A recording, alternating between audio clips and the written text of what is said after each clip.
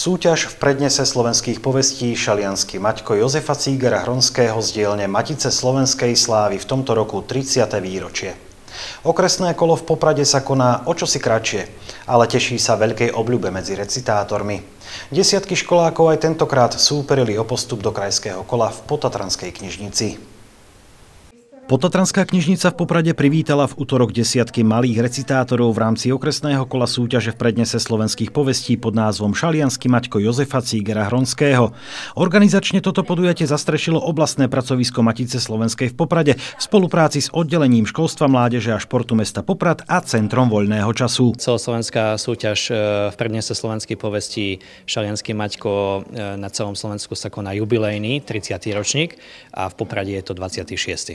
Organizátorov opäť potešila vysoká účasť a to, že deti sa venujú aj takémuto druhu prednesu. Prostredníctvom slovenskej povesti deti a recitátori, ktorí recitujú slovenskú povesť, získavajú aj vzťah k Slovensku ako takému. Prostredníctvom slovenskej povesti sa dozvedajú o hradoch, našich krásnych zámkoch, osobnostiach a aj histórii ako takej. Takýto prednes sa v niečom líši od klasických súťaží tohto typu a aj posudzovanie výkonov je trochu iné. Recitovanie povesti môže mať nejaké svoje nuancy, odlišnosti.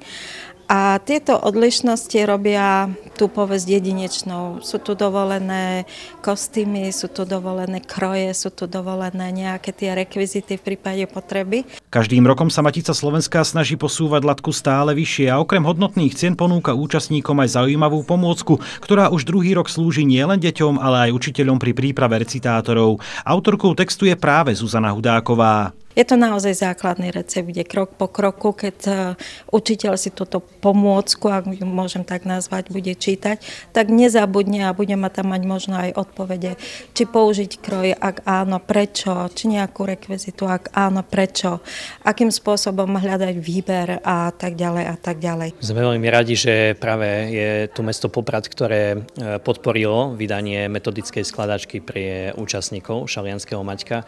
Je to veľmi praktická príručka, dalo by sa povedať, pre súťažiacich a preto ďakujeme veľmi pekne aj z tohto miesta mestu Poprad a samozrejme ďakujem pri tejto príležitosti aj vedúcej oddelenia školstva, športu a mládeže pani Barancovej. Súťažilo sa v 3 kategóriách, a to medzi žiakmi od 2. až po 7. ročník základných škôl.